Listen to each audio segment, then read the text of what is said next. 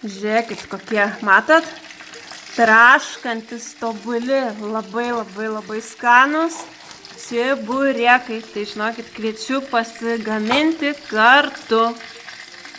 Mums reikės 1 kiaušinių trynio, arbatinis šaukštelis cukraus, arbatinis šaukštelis druskos, 2 valgomi šaukštai aliejaus.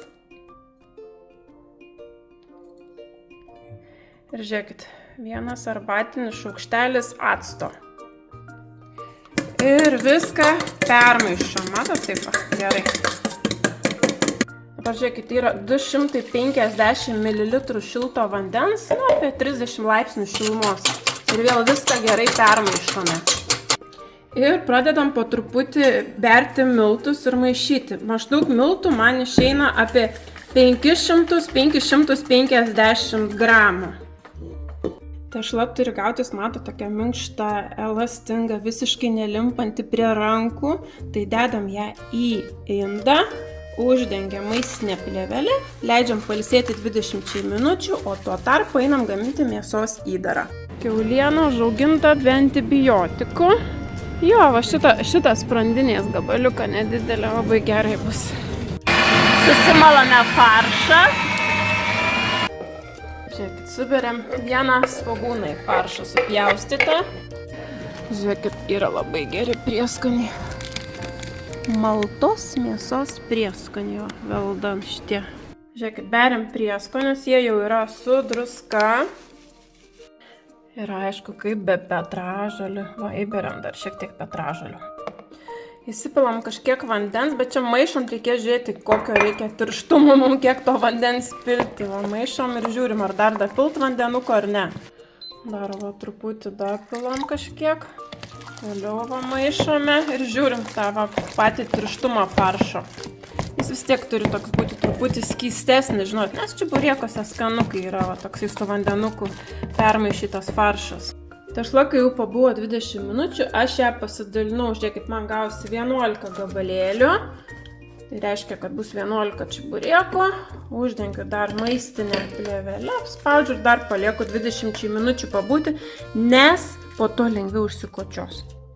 Žinokit, labai tešla yra tokia elastinga, minkšta, beveik nelimpanti, kaip sakoma, nei prie stalo, nei prie rankų. Svarbiausia yra kuo ploniau iškočiuoti tą čiburėkiuko tešlą. Žiūrėkit, kadangi čia yra naminiai, o ne pirktiniai čiburėkai, faršo tikrai, žinokit, mėsytės nepagailim ir tepam ant vienos pusės. Žiūrėkit, va, perlenkiam per pusę, jūs žinokit, nepergyvenkit, jeigu čia nesigavo tobula forma. Užspaudžiam, žiūrėkit, vieną pusę tvarkingai iki galo su šakute. Žiūrėkit, kai užspaudė, iš vienos pusės peilio pagalba bamt, žiūrėkit, padarom tobulą formą, nieks neįtars čia, kad kažkur tai buvo brokas. Ir iš kitos pusės irgi lygiai tą patį padarom. O irgi paimam ir užspaudžiam su šakute visą kraštą. Ir žiūrėkit, ką neparodiniai čiburėkai, einam kepti, va, forma ideali. Nu ką, ir įkaitinta keptuvė keliauja čiburėkai. Ir antras, žiūrėkit, po 2, kuo puikiausiai keptuviai telpa. Kepam ant žemos temperatūros, kad tikrai perkeptų mėsytę, o kai iškepa, aš tada dedu, žinokit, čiburėkus ant popierinių rankšluosčių, kad susigertų riebalai. Kad jūs įsivaizduotumėt, kokia čia yra skonio šitas čiburėkų receptas, jūs būtinai išsaugokit jį. Būsiu dėkinga, jeigu paspausit laiką. Šitas, pavyzdžiui, va, čiburėkų tešlos receptas, ta tešla yra tokia trapi, lengva, nu tikras toks tradicinis čiburėkas ir labai skanus, beje, mėsos prieskoniai, tai irgi išsisaugokit rekomendaciją. Būtinai pasigaminkit ir skanaus visiems.